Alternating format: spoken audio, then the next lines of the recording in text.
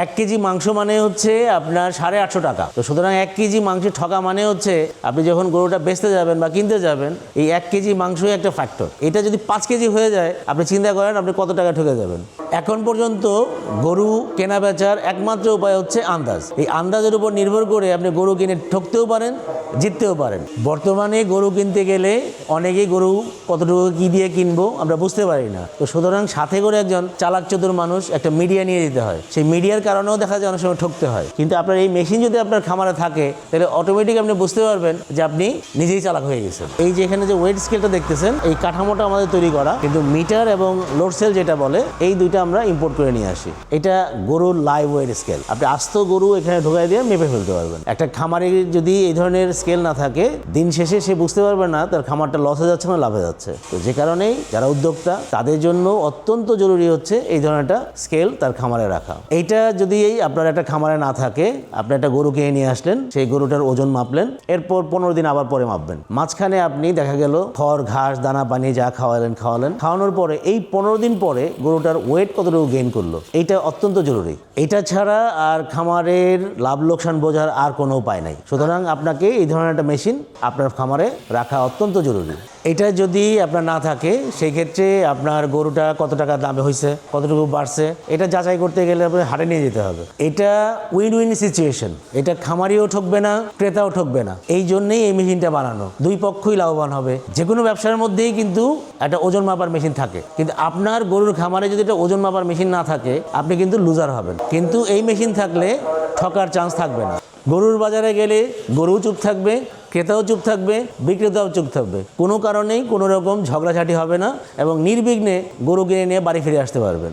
বর্তমানে বহু নতুন নতুন উদ্যোক্তা গরু সম্বন্ধে কোনো কিছু জানে না। তাদের দেখা যায় অনেক সময় এই গরু চেনা না কারণে ক্ষতিগ্রস্ত হচ্ছে। যদি এইটা প্রথম থেকে না মাপে, না হিসাব করে, দিন শেষে সেই উদ্যোক্তা সফল হতে পারবে না। সেই উদ্যোক্তা তখনই বেনিফিটেড হবে যখন নিজে জানবে, নিজে বুঝবে এবং নিজে সেই ধরনের ভাবে উদ্যোগ নিয়ে সিদ্ধান্ত নিয়ে কাজগুলো করবে। আপনার খামারের লাভ লোকসানের করার জন্য খাতার সাথে এই স্কেলটাও লাগবে। শুধু খাতা কলমের হিসাবে আপনি এই খামারের লাভ লোকসান আপনি শেষ করতে পারবেন না। দিন শেষে এই স্কেল থাকলে আপনার এখানে মাপার পরে যে এই যে নাম্বারটা, এই নাম্বারটাই বলে দিবে যে আপনার লাভ লোকসান কতটুকু হবে। এখানে যখন একটা গরু উঠানো হয়, এই ওজনের 60 to 65% আপনি মাংস পাবেন। তখন ওইভাবে ক্যালকুলেশন করে নিয়ে এসে গরুটাকে বিক্রি করবেন। আপনি 850 টাকা দরে এটা বেচতে পারবেন না, আপনাকে বেচতে হবে 450-500 টাকা এরকম একটা দরে। কারণ যেহেতু এই ওজনের সাথে 60 to 65% আপনার হবে মাংস, বাকিটা ওয়েস্টেজ। যে কষায়ের অনুমান খুব ভালো, সে সবসময় লাভবান হবে, আর যার অনুমান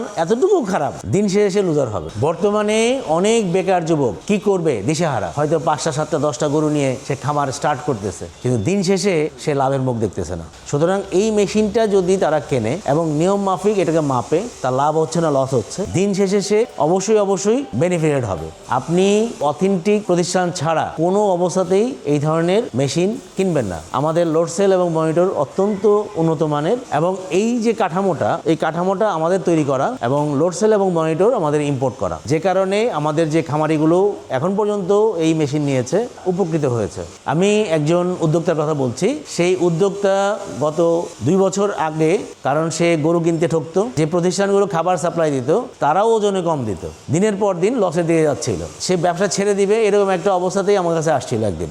তো পরবর্তী সময়ে যখন তার এই অবস্থাগুলো আমার সাথে শেয়ার করলো, তাকে আমি এরকম একটা স্কেল নেওয়ার পরামর্শ দিই। আলহামদুলিল্লাহ এখন তার খামারে 100-র উপরে গরু আছে এবং সে একজন সাকসেসফুল উদ্যোক্তা। আপনি খেয়াল করে দেখেন যে এই একটা মেশিন, মাত্র একটা মেশিন তার পুরো খামারের চেহারা পাল্টে দিছে। আমাদের এখানে 2 ধরনের মেশিন হয়, একটা হচ্ছে 1 টন ক্যাপাসিটি, আরেকটা হচ্ছে 2 টন ক্যাপাসিটি। এগুলো সব